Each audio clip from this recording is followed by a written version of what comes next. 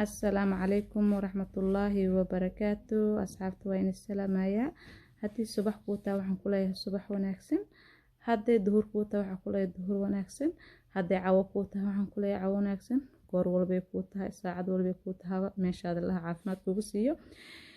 meeshaad iga dhageysanaysaan iyo channelka igala socotana waa Saadiye Axmed.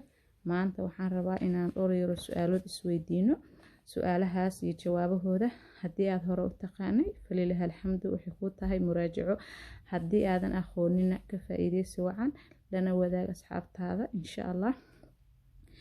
su-aasha koowaad waxay tahay goorme ayuu dhashay Nabi Maxamed sallallahu alayhi wasallam? Nabi Maxamed waxa uu dhashay caamil fiil sanadkii la oran jiray bishii Rabiicul Awwal 12 ayuu dhashay 570 ayuu dhashay miilaadiga. wax su-aasha kale waxay tahay Nabi Maxamed hooyadiis Nabi Maxamed Aamino bintu Wahab waa su-aashii labaad.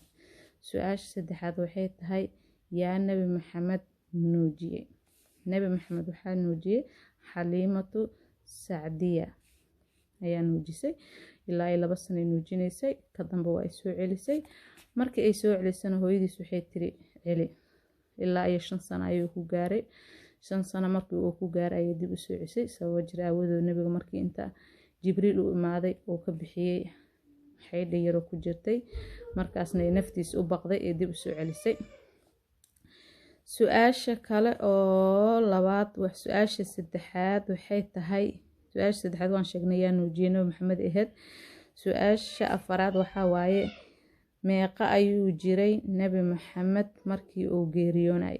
Nabi Maxamed markuu geeriyoonay wuxuu jiray sallallahu alayhi wasallam 63 sano. 63 sano.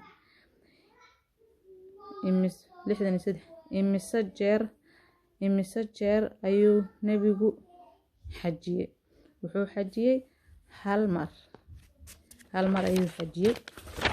su-aasha kale waxay tahay imise jeer ayuu nabigu cumreystay? 4 mar ayuu cumreystay nabiga sallallahu alayhi wasallam. 4 mar ayuu cumreystay nabigu. imise caruur ayuu nabigu dhalay? 7 caruur.